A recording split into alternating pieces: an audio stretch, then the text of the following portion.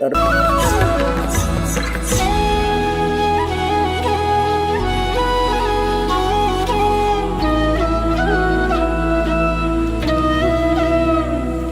इस प्रकार परमात्मा ने वो 64 लाख शिष्य हो गए, सबको ये मंत्र दे दिया।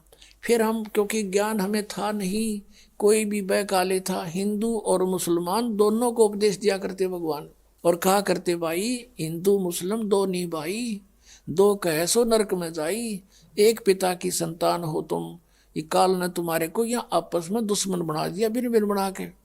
बुद्धिमान लोग थे, मानते भी थे, लेकिन भक्ति करने से जो उनको सुख हुआ नाम से, तो भले ही वो किसी मजहब में रह रहे थे, लेकिन भक्ति मालिक वाली करते रहे अंदर से।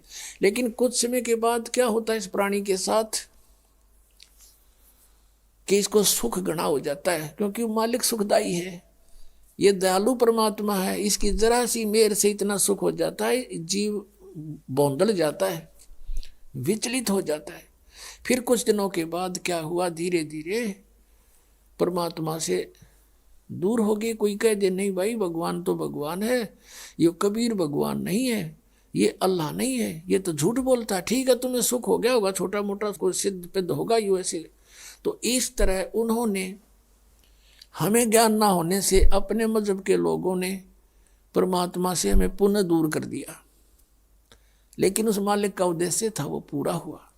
हम परमात्मा को ना पहचान कर भटक रहे हैं। नहीं तो इतना आसान है मोक्ष, इससे आसान वस्तु है कौन नहीं, और इससे आसान कोई काम नहीं। जैसे रोटी खाना बनाती है बहनें, बेटियां, माताएं, और कितना जुगाड़ जोड़ती हैं, अब गिनती भी ना हो, इतने आइटम इकट्ठे करने पड़ते हैं।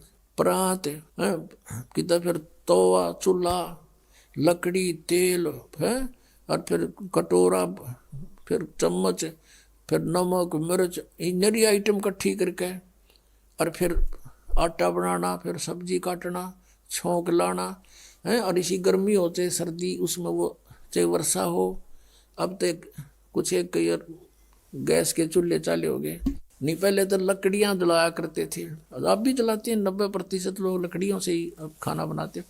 तो गिल्ली हो जाए वर्षा के दिनों में, वो जल के देना, फूं फूं आँख लाल हो जाए, और फिर भी बना के छोड़ दें हम। और परमात्मा के भजन में कुछ भी तो ना, जीव भी ना लानी, अरियो ना होता हमारे थे, देखे खोटे लाग रहे, जीवा भी नहीं हलानी, बिना जीव के सिमण दे दिया मालिक ने। सांस तो आवेगा तुम्हें, लेट के ले लो, बैठ के ले लो, चलते लो, वो सिमण करो। और ये प्रथम मंत्र है, इसका जाप भी मानसिक करो, मौखिक नहीं करना। तो मौखिक तो जैसे अलग बैठे हो अकेले कर लो, नहीं मानसिक करो इसको।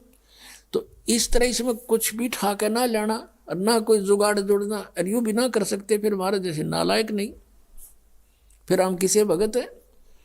तो कहने का भाव ये है कि ये सबसे आसान है मोक्ष पाना। अब हम उसी प्रसंग पर आते हैं।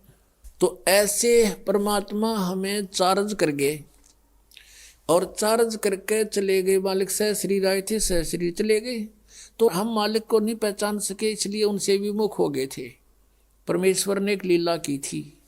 अब परमात्मा के बहुत से शिष्य हो गए, और सत्संग किया करते थे, वहाँ पर भक्त आते थे, बेटियां बहनें भी आती थी। तो जब हमें सुख हो जाता है तो हम अपने परमात्मा में भी दोष निकालना शुरू कर देते। ये मन की आदत है, मन चाहता है इसे दूर करूं किसी प्रकार परमात्मा से।